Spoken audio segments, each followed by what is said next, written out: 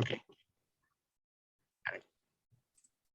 So good morning, good evening, and good afternoon. Welcome to the Association of Jewish Libraries, Research, Archives, and Special Collections presents Salo Baron, historian of the Jews and champion of libraries. Thank you all for coming. We truly appreciate it. We have two wonderful and amazing speakers today. Dr. Rebecca Cobrin is the Russell and Bettina Knapp Associate Professor of American Jewish History at Columbia University, where she is also co-director of Columbia's Institute for Israel and Jewish Studies. Her book, Jewish Bialystok and His Diaspora, published in 2010, was awarded the Association for Jewish Studies Jordan Snitzer Prize. He is the editor of Chosen Capital, the Jewish Encounter with American Capitalism, published in 2012, and is the co-editor with Adam Teller of Purchasing Power, Economics of Jewish History, published in 2015, which was among the first books I worked on at the Library of Congress. Her forthcoming book is A Credit to the Nation, Eastern European Immigrant Bankers and American Finance, 1870 to 1930, which will be published by Harvard University Press. Our second presenter is Michelle Margolis, who is the Norman E. Alexander Librarian for Jewish Studies at Columbia University, the incoming president at the Association of Jewish Libraries, and is co-director of Footprints, Jewish Books Through Time and Place. We will have approximately 45 minutes of presentation time and about 15 minutes or so of Q&A at the end. Please feel free to write your questions in the chat and I'll monitor that. Lastly, please observe proper decorum during this presentation. And now I turn over the mic to Dr. Rebecca Cobrin. Thank you. Rebecca, all yours. Thank you so much. First of all, thank you so much for this invitation. This is the first time that I and Michelle are speaking on the book. So I want to just say that we're really happy to do it to this group and we really look forward to your questions. So I am literally going to talk about what was the impetus to make this book. Okay, so can people see? Here's the book, but you can go to the next slide, Michelle. So this book grew out of the desire. There was a conference to mark the 90th anniversary of Salo Baron's arrival at Columbia University. He, in 1930, became the first Nathan Miller Professor of Jewish Literatures, Histories, and Institutions. And indeed, why this book came about was the conference never happened, shockingly, in 2020.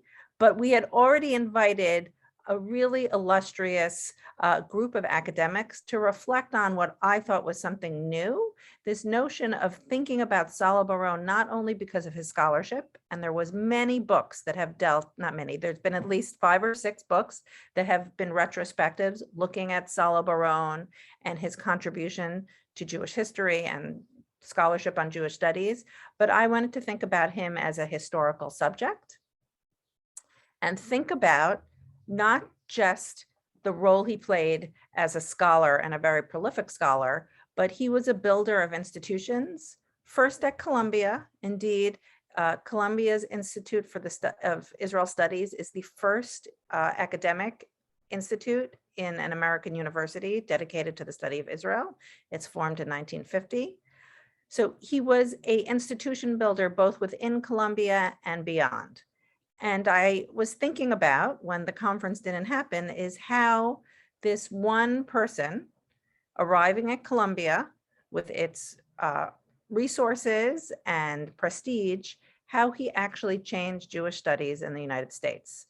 And indeed, that's what a lot of the essays reflect upon in this volume, thinking about him as a historical subject who built institutions, who trained dozens of students, who then trained dozens of students. So thinking about the questions he put forth to his students and how it carries on for generations and how that shaped Jewish studies in the United States. We have this map there that maps out where all the students and what I call his grandchildren's students, where they all are in North America and the world. And indeed, you really, the imprint that Salo Baron has made on the United States and Jewish studies there is critical, because it is not that Jewish texts were never studied before outside, let's just say, Jewish seminaries. They were always studied as part of understanding Hebrew texts and biblical literature, but the way his approach to Jewish history, which was both vertically and horizontally locating Jews in their place in both history and space, in time and space, was unique and carried on by his students. So that is what I wanted to capture in the book. It's really a book that is thinking about American Jewish history, which was what I think about often, and how one person could change the way Jewish studies was practiced in the United States. And indeed, once his chair in Jewish history, and he is placed in the history department, takes place, the prevalence of Jewish history today in the field of Jewish studies, I argue, is undeniably a result of Salo Baron and his efforts and the efforts of his students. But today, and I hope everyone picks up the volume, Deborah Lipstadt has an amazing article about him and his testimony in the Eichmann trial and thinking about him as a public intellectual. There are many different authors thinking about how we can think about what Baron did and his contribution to what we think of as important questions in Jewish studies today. But I am so happy, and you can go to the next slide.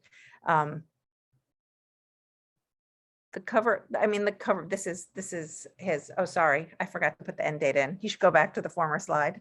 Yeah, I just like that. If you see the picture of the background, part of the reason we're with you today is that Michelle wrote the most amazing article that speaks about the collection at Columbia.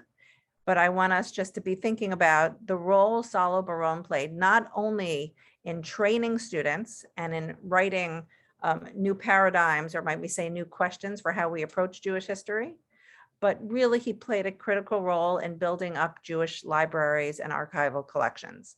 And indeed, without those libraries and archival collections, the students that he was training could not do research. And people know in the beginning, it's spoken about in passing in one of the articles, and Bernie Cooperman, he used to pick out the topics for his students because he knew what the riches were in the Columbia collection. So I want us to be thinking about, for the rest of the time, I know Michelle is gonna take over from here, thinking about the role that Salo Baron played. Keep on going, sorry. Yep. Salo Baron played in building up collections of Judaica in the United States.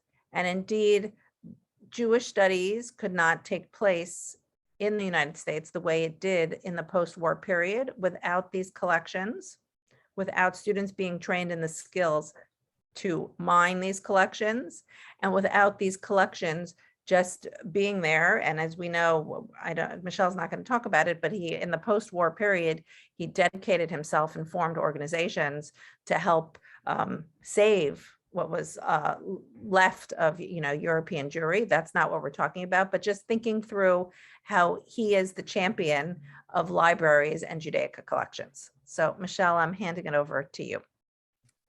Thank you. Thank you, Rebecca. It was such a joy to put together this chapter, and which has more than what I'm going to talk about today, including some of the work that his students did, because he brought materials to the collections and then gave it to them to do research. Just a couple of preliminary notes. I have a lot of slides. I'm going to move through them pretty quickly.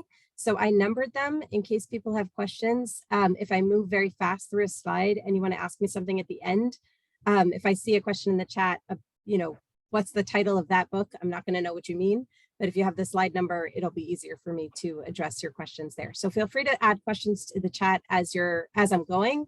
I probably won't see the chat till the end, but I'm happy to address all the questions at the end. Also, I could not have done this work, and I say it every time I say it in my chapter, without the amazing help of Anna Levia and Eitan Kensky at the University of Stanford, where Salo Baron's collection is held and has so many more riches. I feel like I owe myself at least a month going through his papers. The riches of that collection is unbelievable, and there's so much more.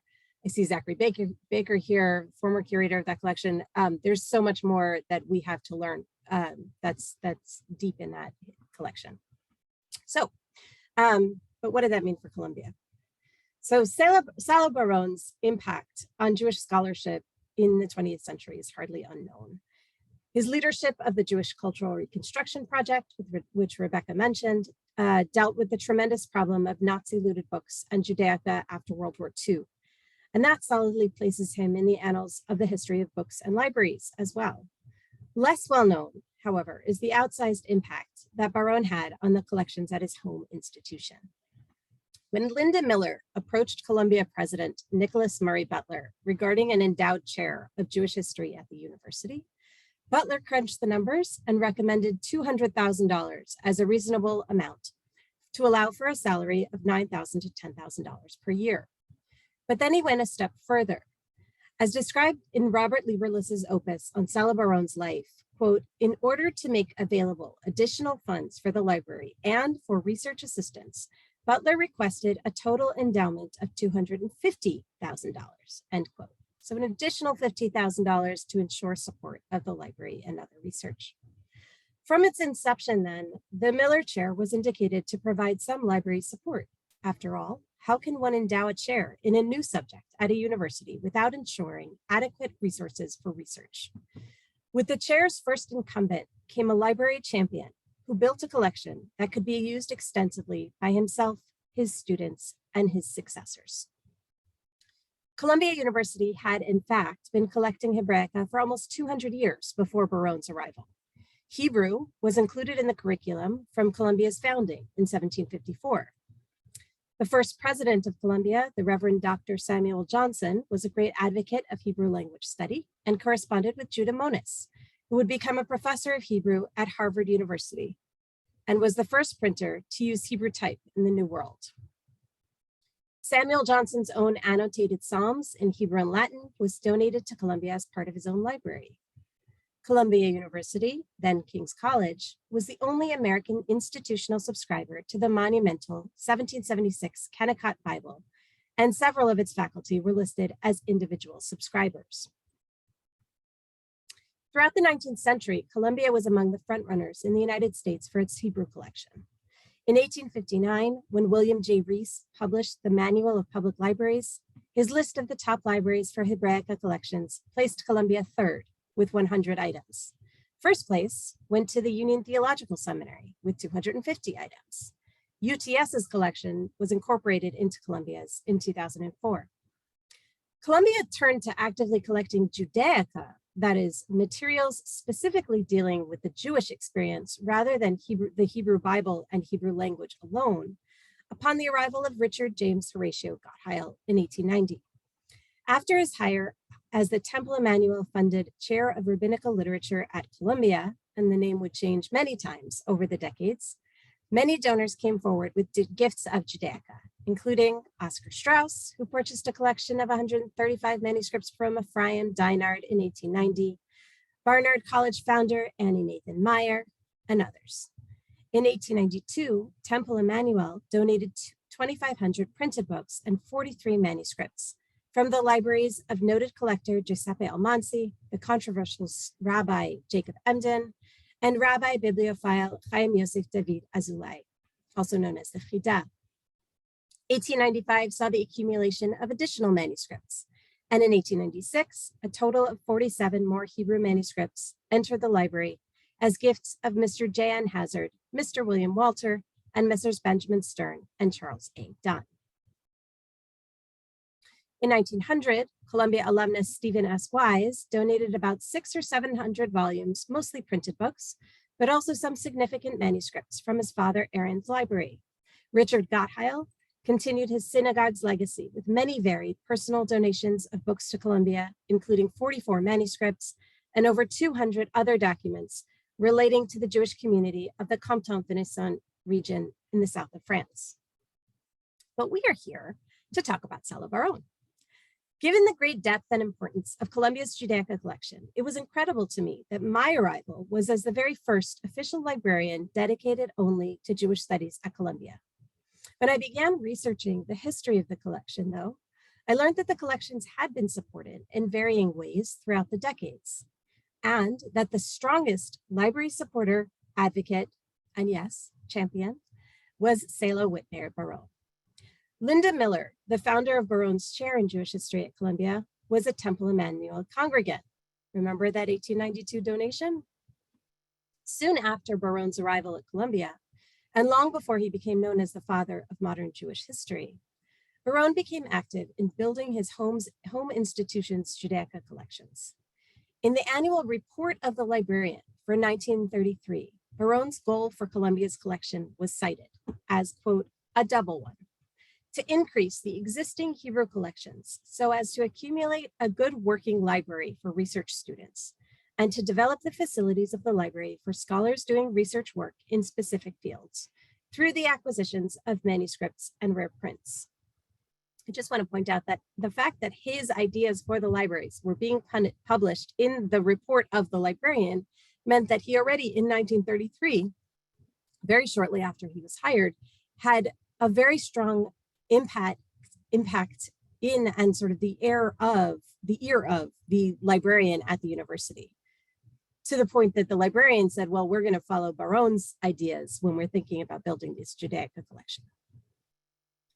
Baron would allocate funding from the Miller Chair to buy contemporary books for the collection, and would often send a list directly to the university librarian, who would then proceed to acquire everything as requested.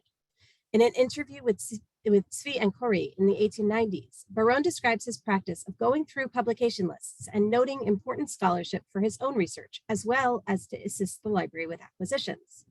Archivists in the room will appreciate that among the many images I received from the kind librarians at Stanford University was a 47-page PDF of a folder in the Baron papers at Stanford titled simply Library Lists. And each item has a check or an X next to it, depending on whether Baron could access them or not. It was a great sort of window into Baron's practice of literally going through each of these publication lists as part of his collection development, as part of his thinking about what should be in the library. Baron had always had a special interest in the libraries. Following a 1987 interview with Baron discussing his tenure as the librarian while at the Jewish Institute of Religion, beginning in 1927 until his move to Columbia in 1930, Marlene Schiffman wrote that, quote, Professor Baron thought of the library job as an extension of scholarship and love of books, end quote. He wasn't the librarian officially at Columbia, but he continued that work at his new institution. When costs on the Miller Fund at Columbia increased after his establishment of the first Center for Israel Studies in 1950, this is what is now the Institute for Israel and Jewish Studies. So the funds increased and he couldn't allocate as much to library collections. Baron himself requested that the trustees allocate additional funding toward Judaic materials, and they did. So here he's an advocate for libraries for increased funding for being able to collect in Judaica. Baron was recognized as an important figure by the libraries themselves. In 1951, Baron was asked to serve on a committee to, quote, work out plans for an archive of Russian and East European history and culture. The resulting Bechmetev archive is now the largest collection of Russian emigre materials outside of Russia. Baron was also aware that the acquisition of materials would be of limited use if the new acquisitions were not processed and cataloged so they could be identified and used by researchers. The relatively new professor thus reached out to Roger Howson, the university librarian, in December of 1932 and suggested that the library hire a young student looking for work named Isaac Mendelsohn. Backing up his words with funding, Baron offered to pay half of Mendelssohn's salary out of the Miller Chair if the library would cover the other half. The library accepted the offer. It would prove increasingly valuable the following year when Baron would make the deal of a lifetime, firmly establishing Columbia University's place as a leading player among Judaica collections. In the early 1930s, Baron was in contact with the Viennese book dealer, David Frankel, regarding an extensive collection of manuscripts available for purchase. In Baron's own words, quote, because this all took place during the Great Depression, when prices generally were going down, I was confident that the amount would suffice for a presentable Jewish collection, end quote. In a letter from Frankel to Baron in February of 1933, Frankel broke down the collection to 18 categories, among them Bible, books of Kabbalah, documents of communities and Jewish history, Jewish law, Karaite literature, marriage documents, for a total of 625 manuscripts. A letter between Baron and Roger Hausen, the Columbia librarian, indicates a total of 650 manuscripts in 8 categories, and the exact number of manuscripts obtained by Baron for Columbia is unclear, but it's a lot. There was money available in the Miller Fund, and so the decision was made to purchase the collection. The payment was divided in 2 parts, $2,000 paid in July of 1933, and an additional, quote, $5,500 chargeable to the accumulated income of the Miller Fund, end quote, paid in October of the same year. The collection covered the range of Jewish history from the medieval to the modern period and provided generous research fodder for what would become a stream of students flowing through Columbia's Jewish history program, like Rebecca mentioned, and mentored by Salo Baron. The acquisition was celebrated in the report for the librarian for that year. And I quote, "A large collection of Hebrew manuscripts has recently been purchased from Rabbi David Frankel of Vienna. In addition to 650 manuscripts in Hebrew characters, only over 20 manuscripts written in Arabic, Persian, Turkish, Spanish, Italian, and Greek furnish information hitherto unavailable as to various phases of Jewish history and literature." As an aside, I'll just note that all of those languages I just mentioned, nearly all of them, should have Judeo with a hyphen at the beginning of them. You may have noticed that they're almost all in Hebrew characters. One special part, I'm going to continue the quote from Hausen's report. One special part of the Miller collection that has its own interest is a section that covers Jewish communal life in Greece from the 17th to the 19th century. The printed catalog of this section lists 80 manuscripts and 40 printed volumes. And I'll end the quote there. As soon as the collection arrived, Baron dove right into the manuscripts. By 1937, he had published his first article using a manuscript from the collection. Published in Hebrew in a festschrift for Professor Samuel Krauss, the article was about a dispute that took place in Verona. The dispute was documented by Rabbi Chizkiah Mordechai Bassan, who was asked to adjudicate between the aggrieved parties, the Sephardic and Ashkenazic congregations in Verona. The disagreement began when the Sephardic community opened a new synagogue in 1653, in opposition to 1630 communal legislation that prohibited the opening of a new synagogue. Baron's carefully researched article uses the Columbia manuscript as a starting point, but it also cites sources from collections around the world, including the Kaufman collection in Budapest, the Oppenheim collection in Oxford, and the collection of the Jewish Theological Seminary just down the block. Baron's first footnote on the article reveals a little bit of his excitement in being able to cite the new Columbia manuscript, and I quote, "From the collection of manuscripts that were acquired by Rabbi David Frankel in the year 1932, end quote. This is in his footnote, he writes. Notably, though, Baron does not mention the person that worked tirelessly to bring the collection to the library, himself. Baron's writings show that his interest was not only in the collection that he brought to the Columbia libraries, but in all Judaica found at Columbia. In 1940, he reviewed a book by Ralph L. Rusk entitled Letters to Emma Lazarus in the Columbia University Library in the journal that he edited, Jewish Social Studies. The review took a distinctly Jewish angle, as would be appropriate for the journal, and for, as Baron put it, quote, the unique position of Emma Lazarus in the history of American Jewish letters. The crowning glory of Baron's writings from Columbia's collections, though, focused on the materials about the Jews of Greece. You may recall that the Greek manuscripts were cited separately in the librarian's report mentioned earlier for both their uniqueness and scholarly value. Baron certainly recognized that, and he published a series of articles describing various aspects of this diverse community. 1942 saw a piece on Pidyon Shvuyin, the purchase and thus redemption of Jewish captives by the Jews of Corfu, as well as a detailed discussion of various communal activities based on a community record book that was included in the collection. In this article, Baron wrote that, quote, a few years ago, I had the opportunity to acquire a collection of rare manuscripts for this, in other words, Columbia's library, from David Frankel, who has a reputation for acquiring unique rare Judaica, end quote. Additional articles followed in 1945 and 1953, which focused on the communal disputes between the dwindling native Greek Jewish population and the Italian emigre community in Corfu.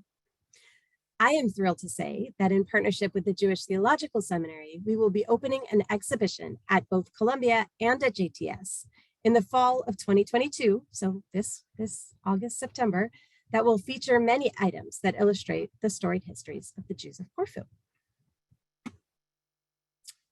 In 1953, Baron wrote an article on the thought of Shmuel David Luzzatto, known as Shadal, a prominent Paduan rabbi and scholar, using a manuscript of his lectures as part of a discussion on Shadal's perspective of on the Italian Revolution of 1848. Baron's larger monographs also show that he worked extensively with the Columbia collections for his broader research. To give but one example of many, a passing line in The Jewish Community, Its History and Structure to the American Revolution refers to the sale of its 14th century manuscript, quote, now in the Columbia University Library, end quote, for 26 gold ducats as part of a discussion on the cost of Judaic manuscripts in the medieval period. It is noteworthy that this particular manuscript, an important work of pre-Lurianic Kabbalah, had also been explicitly mentioned in the librarian's report of the Frankel acquisitions back in 1933. I'm pleased to say that this important manuscript continues to be used in research. It was cited in an article by a prominent Kabbalah scholar just a couple of years ago. There are many more examples of the active use that Baron made of the collection that he built and nurtured. And my chapter in the volume discussed today also describes how he encouraged his students to make use of the unique materials in the collections when writing their own dissertations and further publications. And when I arrived at Columbia, I wanted to find out whatever I could about the collection. So I started doing research to see if I could find articles based on manuscripts in the collection. And one after another, the articles that I found could all be traced back to what Rebecca calls the family tree from Baron. Baron clearly selected particular manuscripts that he then encouraged his students to work on as part of their dissertation research. And you can see that direct chain. In conclusion then, nobody disputes that Linda Miller's donation in 1928 and the hiring of Salo Baron at Columbia would change the face of the study of Jewish history in the United States. As a librarian, I can only express deep gratitude that his legacy of deep support of libraries in building them, in ensuring their collections processing so they could be accessed, and in using their contents lives on in the wonderful faculty that I work with and support at Columbia nearly a century later. Thank you. So I'm going to stop there. I would love to address questions about the Columbia's collections or to talk about the book more broadly. I think Rebecca can talk further about the book. I see some of the authors here in the room as well. It was really a joy to do this research. Baron was what a librarian might call the ideal faculty member. It's one thing to bring collections to a library, and certainly we love it when people donate collections or allow us to acquire collections, but it's quite another to ensure funding for processing. The processing, we always say cataloging is the least sexy thing and the most needed thing if you want to be able to access the actual materials. And that was something that Baron knew and went right into taking care of in providing funding for that and making sure he taught his students, and his students were sometimes the ones who were able to catalog that collection. So he was truly a full supporter of libraries in all senses. And I see that very, very clearly from the Columbia perspective. Michelle? Yeah. I'll start. I don't see questions yet, but I'll start off with a question. So he hired Mendelsohn pretty quickly, almost within a couple of years of his, and to help process the collection. And it was about, let's see, about 60 years, no more than that, between him and then when you came.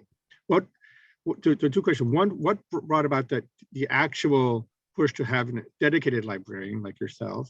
And then was there any point in Baron's tenure to have a dedicated librarian like yourself before Mendelsohn or around the time? In other words, not just a person to process it, but a librarian itself. That's a great question. Thank you. So I should add, there were a couple of things both before and after that happened in the interim. So Richard Gottheil was strongly involved in the Temple Emmanuel collection coming to Columbia. His father was the rabbi of Temple Emmanuel. he was hired, he was hired by Background, gentleman. you can say, Yeah. he thought he was going to have Baron's position. There's He a lot did. of And there's a lot of tension that you see in the discussions. Actually, in the library archives that I looked at, you see some of that tension where the university librarian is talking to the president or the secretary, somebody in high level administration, and he says, well, I think both Baron and Gottheil will be happy with this. Actually, he was talking about hiring Mendelssohn, who was also Gottheil's student. And it's very clear that there was this very strong tension between the two men. And Gottheil resented Baron coming in and sort of getting done what Gottheil had been trying to get done. I mean, I could give a whole other talk on Gottheil in the libraries. But there had been, there's A.S. Halkin, who was a cataloger who worked on the collection in the early part of the 20th century. And I believe that he was a student of Gottheil's as well, based on his dissertation. So Isaac Mendelssohn was a student of both Gottheil and Baron, and he worked on the collection. One of the things about Mendelssohn is that he didn't think that liturgy was interesting, which sort of follows Baron's perspective of looking at communal activities. I don't think Baron would have said that liturgy wasn't important, but Mendelssohn was particularly interested in communal information. And so he didn't include in his catalog, which contained about 700 manuscripts, anything on liturgy. What happened later was that when Hebrew University came to Columbia as part of the Institute for Microfilmed Hebrew Manuscripts project to microfilm all of the Hebrew manuscripts in existence, they microfilmed all of the manuscripts that were in the Mendelssohn catalog. So they microfilmed 700 manuscripts. There were another 700 manuscripts that hadn't been cataloged. And we learned about them. Some of them got filmed during this process. And so the IMHM, what's now the National Library of Israel, actually cataloged those manuscripts. And I always tell the story of a faculty member at Columbia whose degree is from Columbia, who says that they had to go to Jerusalem to the Institute for Microfilmed Hebrew Manuscripts to find that the manuscript that they needed for their research was actually at Columbia, because Columbia didn't locally have a catalog for all of the materials in their collection. And even Mendelssohn's catalog was a typescript catalog that was never published. So there are a handful, a dozen or so copies that exist around the world, but it wasn't widely disseminated. It's now digitized, it's available online, everybody can see it now. In the 1970s, I want to say, it's either the 70s or the 90s. I can't remember. I believe it was the 90s, because it was under Yerushalmi. There was a major push to endow a number of positions in the Institute, in what was then the Center for Israel and Jewish Studies. And there was a beautiful laminated brochure that was put out as part of that initiative. Part of the list of things that people could endow was a librarian for Jewish studies. So the center, what is now the Institute, was very interested in there being a library for Jewish studies. They were very well aware of the depth and breadth and importance of the collection. And indeed, Yerushalmi as well donated materials to the collection. And he helped to coordinate an exhibition of materials, multiple exhibitions of materials based on the collection. So some of the faculty members knew what was there, and there were various initiatives to try and get funding for a librarian. There was a librarian for Middle East and Jewish Studies, which mostly, I mean, the bulk of his job was Middle East by necessity, because that is such a broader topic. And I am incredibly grateful that in 2008, the Norman E. Alexander Foundation came to Columbia and asked about funding various positions. And it was really the work of the former university librarian, Jim Neal, who suggested that this be a position that be formed. And the Norman E. Alexander Foundation just agreed that this was definitely a very strong need. And so they established the position that I currently hold and continue to support the collection in many ways. So there were various pushes over time. There were people who knew about things that were important in the collection. There's a manuscript that came in the late 19th century, I think was part of Strauss, what he bought from Dinard, that's known to Talmud scholars as the Columbia Talmud, because it had been published. It's a Yemenite Talmud from 1546 with variants from the printed version. And it had been published and it had been used by various scholars for research. So people in Talmud studies knew about it and knew that Columbia had this collection. But there wasn't sort of a comprehensive way to take care of all of those collections until my position was established. It was a little bit of help here, a little bit of help there, a lot of help from Salo Baron. But then finally they were able to get a single person to focus uniquely on that collection. And I am certainly very grateful to that. Thank you. I see some questions now in the Yeah, chat. right. Hallie asks Hallie if Cantor. Yeah. his focus was solely on incunabula or medieval manuscripts, which are different things. Baron's focus was absolutely not. No, Baron focused on everything, everywhere, every time. Oh, yeah, what I meant, I was an example of manuscript, but I meant that it's sort of an example, but just anything like really handwritten, Not that's what I meant. specifically. Yeah, And historical, he wrote on the modern period as well. So he wasn't particular. okay. In fact, his earliest research was really on the 19th century. He was interested in later stuff. He only, once he started working on his broader What was he by nature? Eclectic? I mean, I don't know what his background besides Judaism was he kind of the I don't know, Haskalah type guy, whatever, the man of the world. I didn't know if it's his other. he was. interests were Let's just say he was very, very well rounded. He He had was, yes, he was lot a of training. Renaissance man who not only did text, but there's art with illuminated manuscripts. So and I just want to take a step back. So I highly encourage everyone here to buy the book and read it, because besides Michelle, I knew would give a very, very rich presentation. But I want to say I take a step back for understanding why at this moment does Linda Miller endow the chair, and it's part of a larger effort. Harry Wolfson is also endowed at Harvard at the same time, because there is a belief among the congregants of Temple Emmanuel that the upswing in anti-Semitism, meaning that Jews are not a part of the nation, can be combated by having Jewish studies as part of the academy. And the elite, the Ivy League, the elite academy, once everyone sees that Jewish texts and Jewish history and Jewish philosophy in Harvard is just like any other topic taught at these universities, that will make people view Jews differently. So that is in part what we have to understand. And I'm now going to just say we should all be honest. We are so happy Michelle is here, but it was long known that Columbia Library is a total mess inside and it doesn't know what it has, right? And we all knew that it had. Now we do. Now we know. Now we know. Mostly. But Still finds things Michelle's occasionally, position but- also has to be seen against the backdrop, and I don't push it forward, of area studies, as that libraries are organized around area studies. And I think for this group, it's an interesting thing to think of how Jewish studies fits into this larger move, that there are area studies in the libraries, and what Jewish studies and area studies is an interesting question to be thinking about. But and I want to just say, from the presentation, everyone prepared amazing papers for this conference. That's why I had to bring out a book, because I didn't want it lost by this once in a lifetime pandemic. Oh, the conference is just canceled. We did all this work and we're going to forget about it. So I highly encourage people to read the book, because there's tons of stuff that you will learn about Baron and what he did from the book, beyond just writing and being a prolific scholar.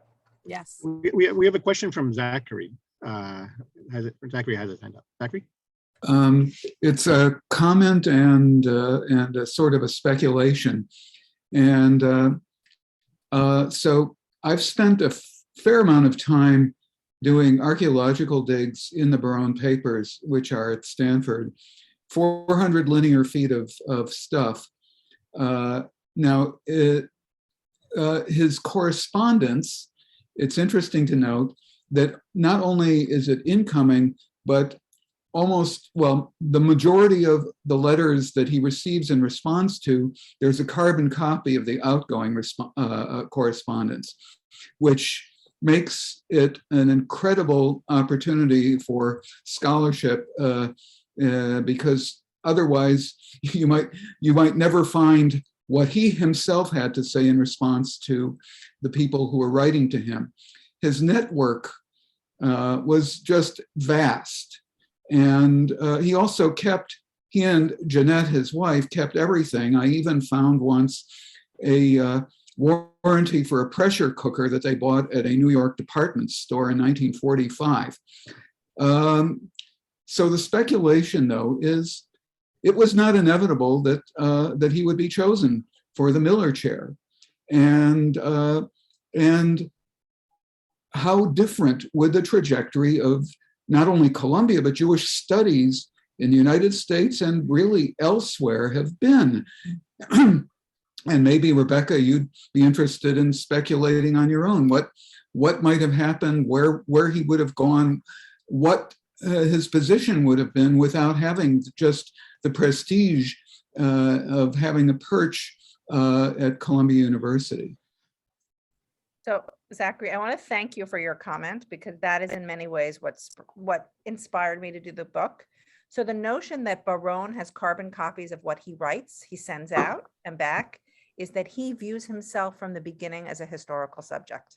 Mm-hmm. And I really think he was hyper aware. He was not only writing Jewish history, but he understood that he had a place in Jewish history. Mm-hmm. And I think that that is something unique about him, about his papers, and about, like, this is what the book is coming about. When I put forth the book, they're like, another book about ghetto and emancipation? Oh, we've heard about that article. And I'm like, no, we have to think about Salo Barone as a historical subject, because I think he thought about himself as a person who was put at the right place and the right time, meaning in America, from Eastern Europe. He could appreciate what he was seeing before him, how to build collections.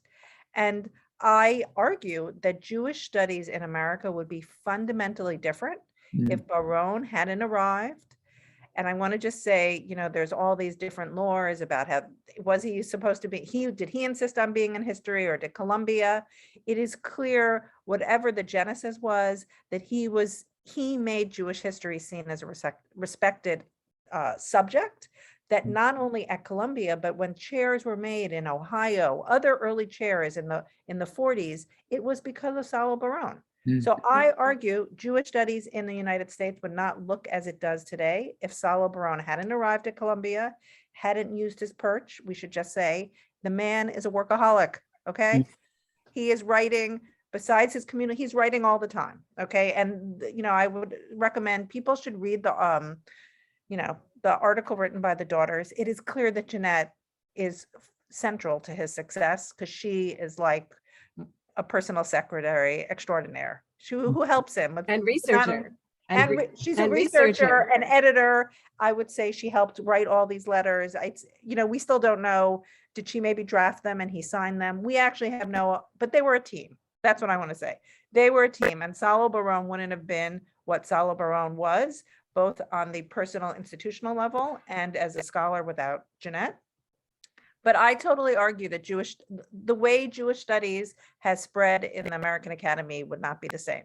Jewish history would not have the place it does in Jewish studies without him. And just the types of institutions that have Jewish studies chairs, it would not be the same. So I would also add, from reading so much of the internal Columbia correspondence, which is what I can easily read, is that his personality as a human being had a huge impact in that. The way that he interacted with his, it sounds almost like trite, but he was a mensch. And that made all the difference in how because reading what Gottheil wrote to people and reading what Barone wrote to people, there was actually a reason that people responded differently to Barone. And I think that is not something that should be discounted there also. Yeah. Bernie was raising his hand for a while, so I want to make sure he has a chance.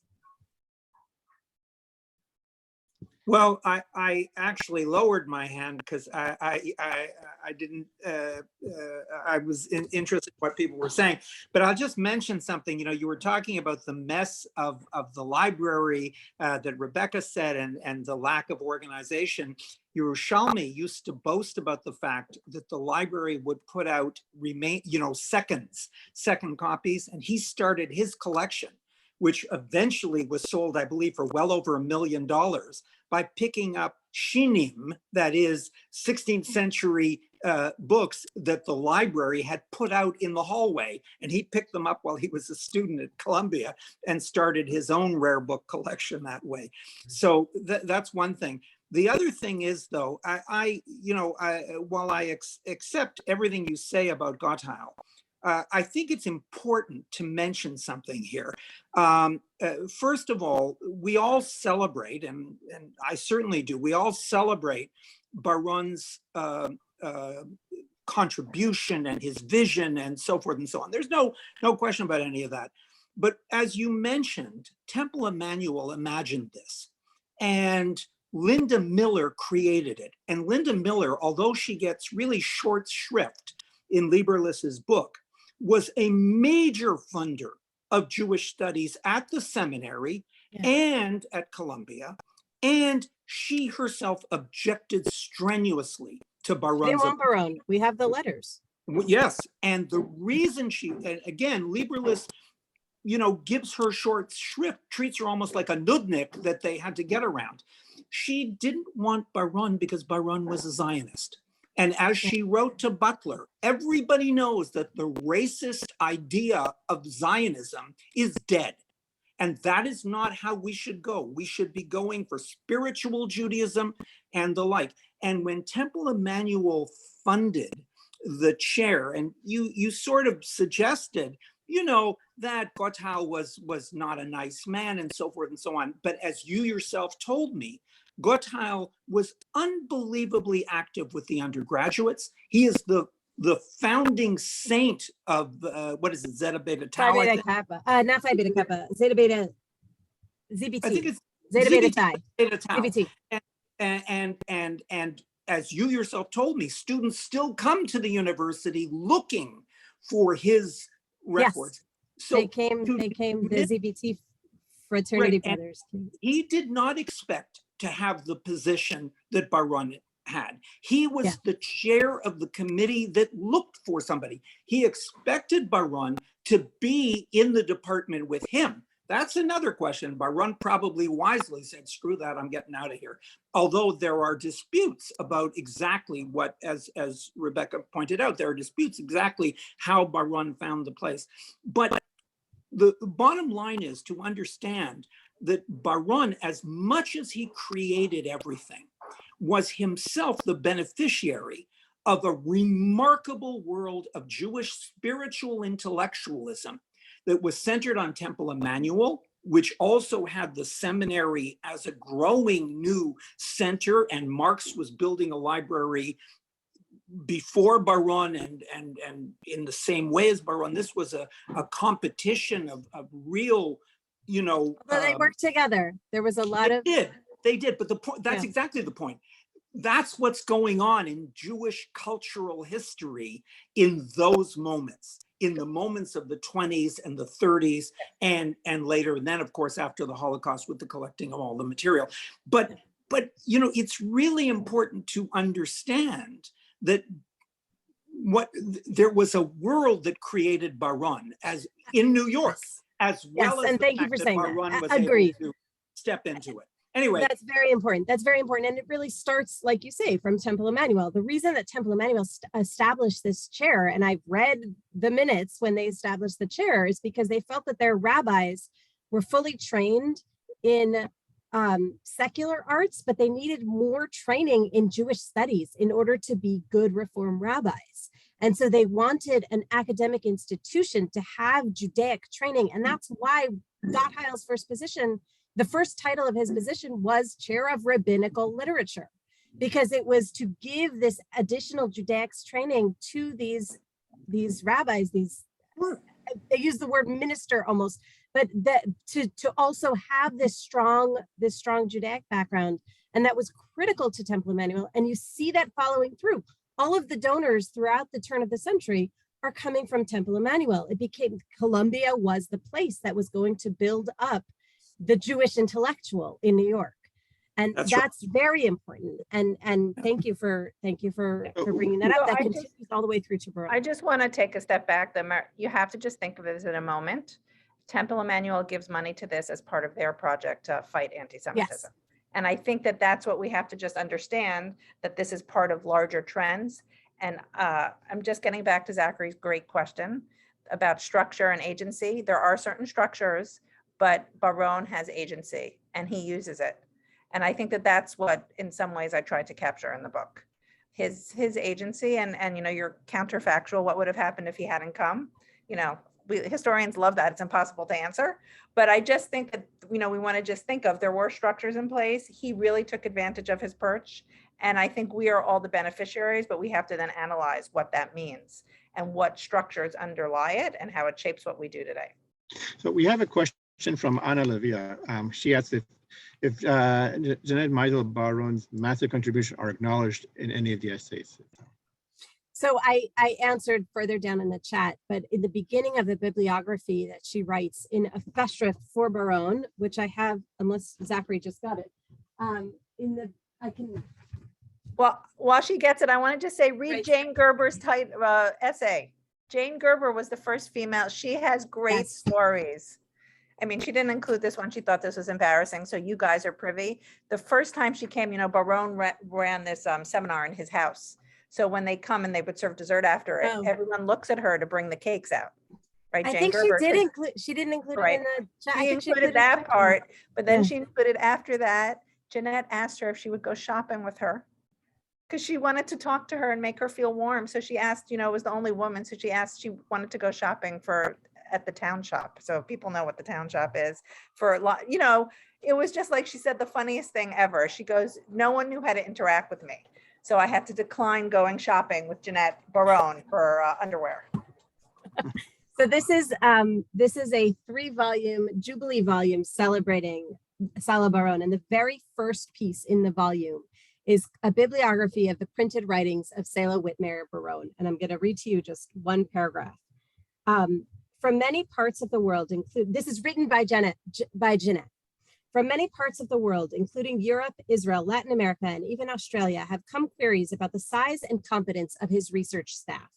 The answer to these queries is that he has no, and the no is in capital letters, outside assistance, and for the last 2 decades has had none other than his wife, who has been his principal research assistant throughout the years, from 1934 to this date. So in case you're wondering, it is me, she writes. And stop speculating that there's a team of other people. And this is published in this festschrift. I think that came out in the 50s? No, 70s, 1974. She's very clear that is the situation. So I don't see we have a lot of comments, but no, and some are comments to other comments, but no other questions themselves. And we have about 3 minutes left. So anybody, before we end, because I know Rebecca has to head off to another meeting soon, and I think we're all out. Oh, we have a question. Okay, so Table has a question.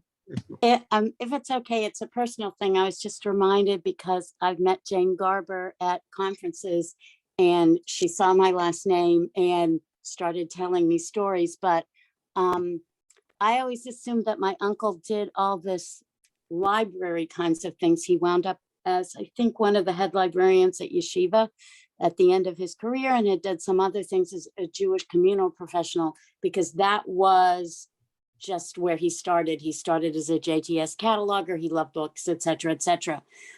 My You want to say thing who now, your uncle was? Just for what? the audience? You want to say who your uncle was for the audience?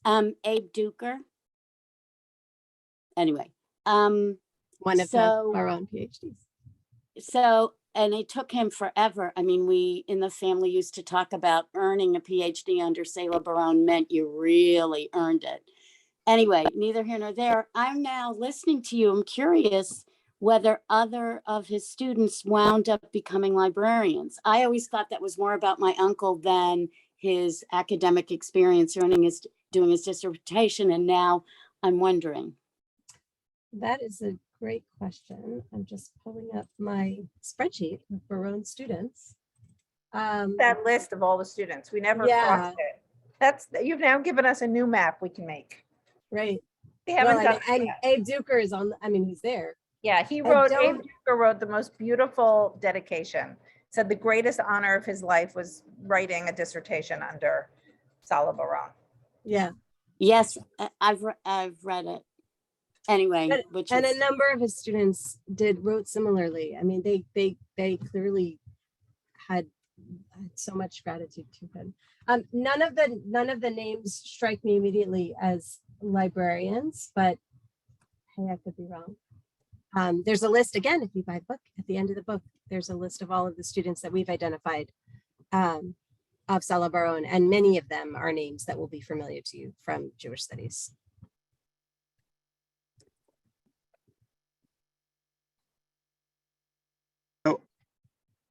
I think we reached the top of the hour. First, I want to thank both Dr. Rebecca Kubrin and Michelle for amazing presentations. Really, I always enjoy. For me personally, the history of collection development is just one of my passions. The event has been recorded, so it'll be up at some point soon. And I think we reached. That's it. If anybody has any more to say, definitely you could always feel free to contact us. And I wish you all a wonderful day. It is now 2 p.m. my time. And Zoe, have a good rest of the day. Thank you, everybody.